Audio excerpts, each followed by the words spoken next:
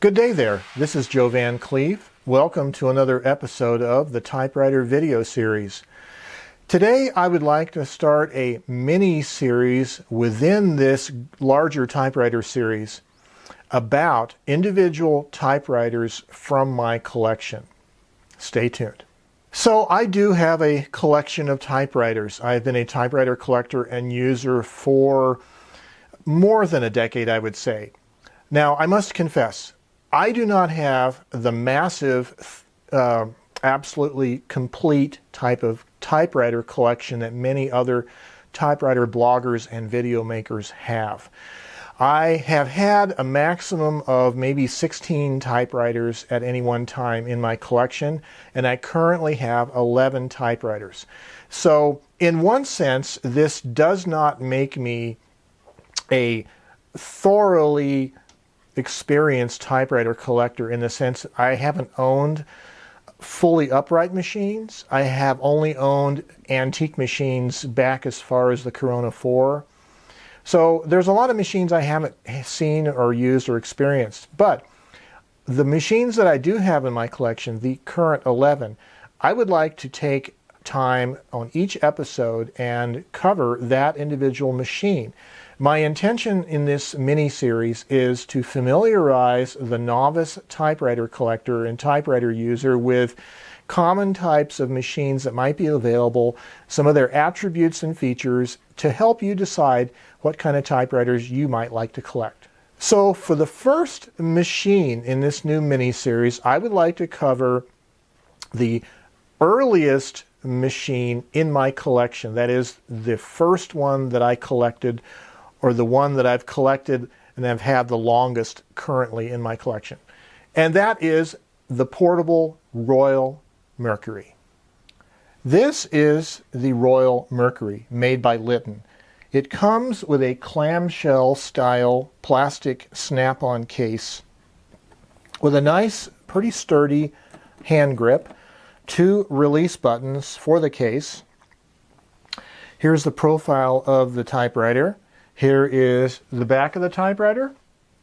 My particular example, there's some kind of a stain here, probably from some kind of, I'm guessing, motor oil or something in the past, but it's in pretty good shape.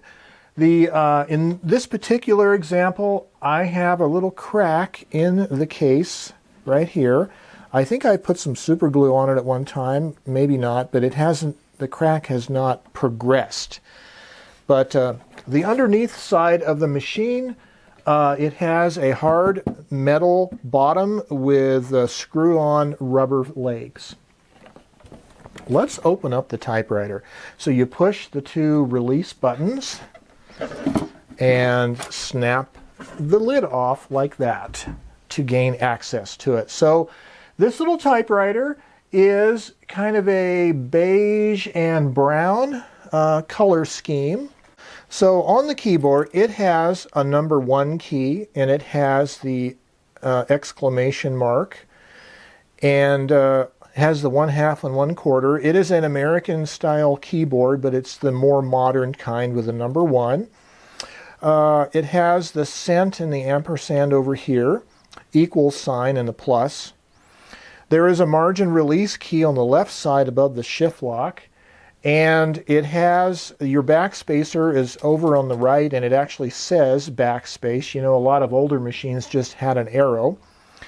Your ribbon color selector is on the right side, and contrary to a lot of other types of machines, it actually has the black or the top edge on the bottom position of the switch, and the red or the bottom part of the ribbon is on the top position of the switch. There's also a touch selector, the high-low touch selector. And here is your little logo that says Royal Litton and the Mercury brand name. Okay, this is a portable typewriter. I acquired this typewriter in the mid-2000s from a local typewriter repair shop, John Lewis. And I think I paid maybe $70, which at the time might seem a little high, but the thing was professionally serviced and is in great shape. Let's continue looking at some of the features here. Up on the Carriage, of course, you have your Carriage return lever. Now this particular carriage return lever, it is spring-loaded to push down like this in the carrying case, but it doesn't actually lock into position. So when you snap the clamshell lid on, you have to kind of put the back part first, make sure the two knobs of the carriage are centered on the body of the typewriter, and then when you lower the case down, it'll naturally push the lever down into its storage position. The line spacing selector goes 1, 1.5, and 2, and there's also a position up here where there's no ratcheting but continuous feed. And there is 2 margin adjustments. They're simply the push and slide version, simply push and slide them. Behind the paper scale is the paper support arm. It folds down, very simple. On the right side, you have the platen release lever that simply releases the pinch rollers for the paper. You have 1 carriage release lever, and it's on the right side here. So the left side does not have a carriage release lever of its own. And then there is the bail, which is a flat type, but it does have a paper scale on it that corresponds to the paper scale on the paper table itself. As I indicated earlier, there is no carriage lock mechanism for transporting it. So the idea is you set up the platen knobs so they're centered on the body of the typewriter so they don't stick out either way. And then the hard case kind of protects the carriage from moving once you snap it on. Okay, these typewriters have a snap-on lid as a ribbon cover. And when I first got this typewriter, it was loose because the rubber little grommets that hold the typewriter lid in place were all rotted and corroded out. So on the lid itself, you have these 2 little protrusions. There's one here and there's one here. And they interact or interlock into the little grommets that are in the typewriter base itself, the typewriter case. So I simply went to my local hardware store and found some rubber bushings that work perfectly. They fit right in there like a champ. I think you can go to in America, you can go to the Ace or True Value hardware store, and they have these. The typewriter uses the standard size type of ribbon spools. The construction of the typewriter is actually pretty sturdy. If I'm not mistaken, these are manufactured by Silver Seiko. They're Japanese made. The type slug support is some kind of a synthetic rubber or plastic little tubing that is glued in place along this curved metal part of the basket. Speaking of which, this is a carriage shift machine, but the carriage is so light in weight that this is not a problem. This is one of the few machines I can say that carriage shifting with your little finger is not really a problem. It is so light of a carriage. It really is a good machine for that. I'll point out to you that is another little feature, which is this. There's a little triangular protrusion in this little paper guide, and there's a little hole in it, and that's for putting your pen or pencil in it, and you can move the carriage back and forth and make horizontal lines, or you can rotate the platen knob and make vertical lines with a pen on your piece of paper. This was kind of an old school way of making guidelines and general kind of lines and tables or whatever on a typewritten sheet. Now, speaking of tables, this machine does not have tabs. There is no tabulator. So when you do a carriage return, you're just going to have to do the old space bar type of indenting if you want to. And the same thing with doing actual columns of numbers. You're going to have to just use the paper guide as the paper scale as your guide. I wanted to show you an example of the typing that this machine does. This is the font. And so it's a pica-sized font, and it types fairly nice. It's a pretty good quality machine. It's always been very reliable.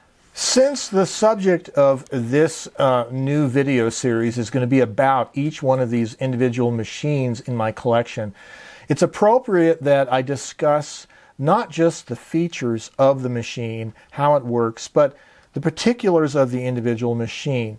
As I mentioned earlier, as far as mechanical reliability, this little Royal has been super reliable.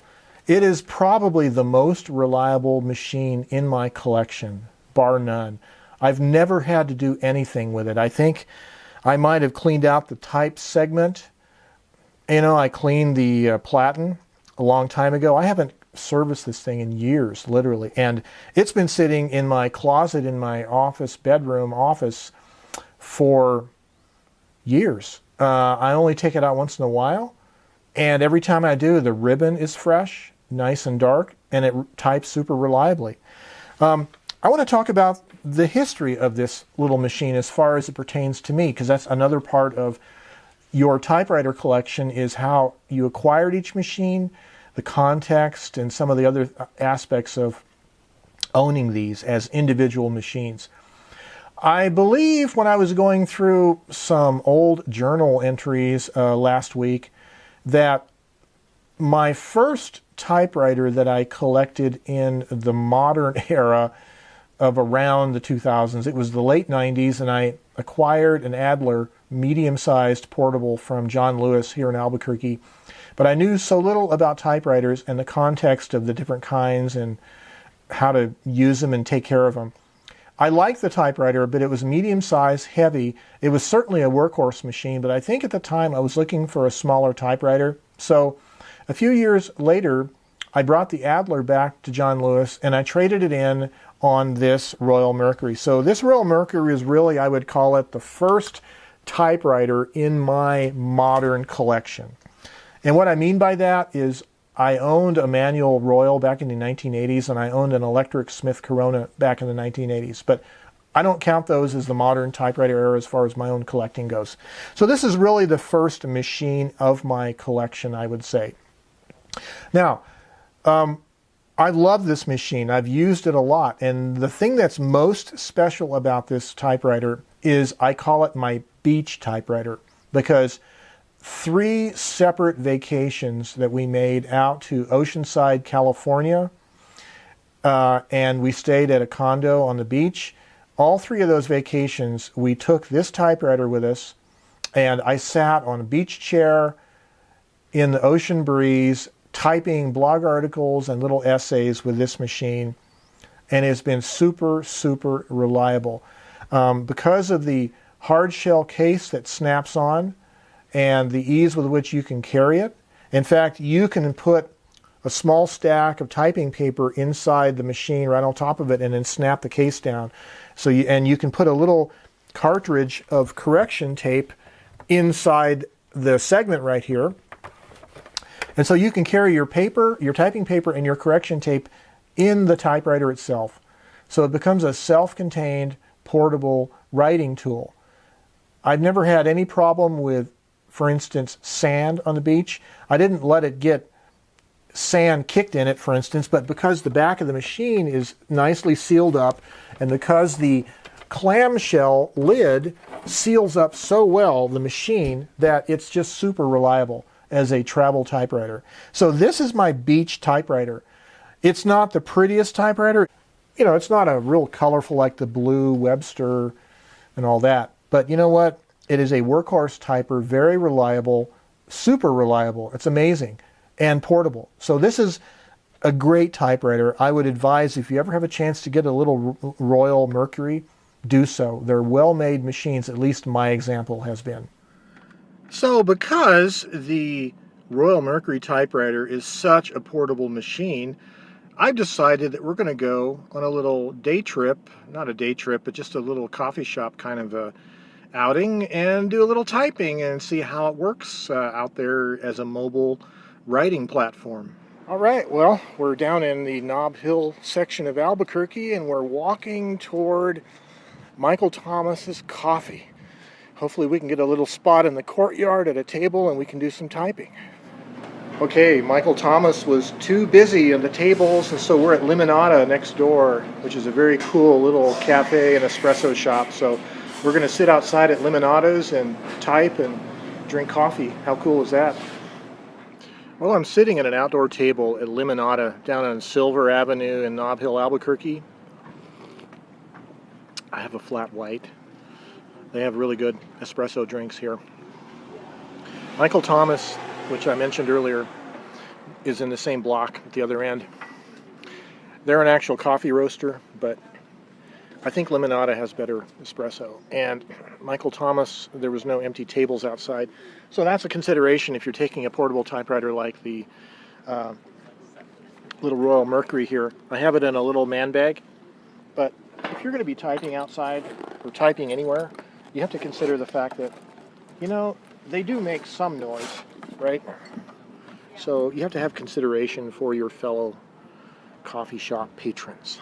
So one of the things that I've been doing on my blog a lot in the last year was using this yellowish green engineering paper for typecasting on, and I've kind of gotten away from using it because I was using my Mead general purpose multi-purpose typing paper, but I really like the color of this yellow-green grid paper, so I decided to bring some out today.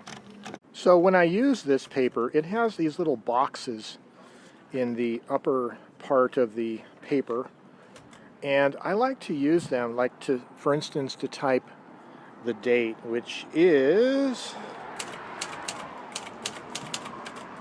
10th, 2016. Oops, I'm starting at the wrong point, but anyway, you get the idea. And in the middle of it, I will put probably the location. So this is Limonada, and the typewriter I used is the Royal Mercury. So I have a little header there that tells me the date and when and where and what typewriter I used.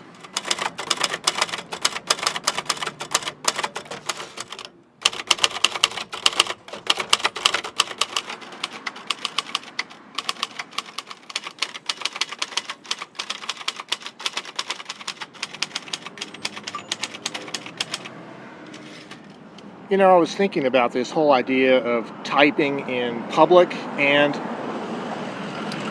what I thought about is it's easy to get real self-conscious about the noise you're making in public and the fact that you're typing and people might call you a hipster or whatever, but really that self-consciousness is more self-induced than people really don't care one way or the other, really. I think there is a factor about being polite to people, not doing it indoors in a echoey, noisy little public space where it's going to obviously distract people, but doing it outdoors in a patio table where there's traffic noise around here, not such a bad thing. And so once you relax and settle down, you can actually type a lot better without mistakes. I get real self-conscious when I'm on camera. I start making mistakes, but once I ease up, it really works well.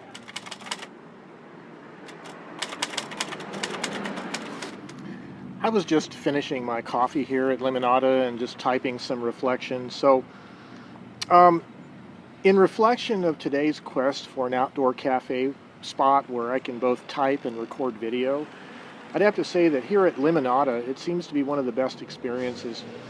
Being on the corner of Silver and Wellesley means there's always enough noise that whomever else is seated nearby isn't practically expecting a quiet experience. So my noise of typing should not be an issue. Now, I don't know about the morning crowd here, but this is 2:30 in the afternoon on an autumn day. There's no problem with seating here. Whereas over at Michael Thomas's coffee shop, seating was at a premium.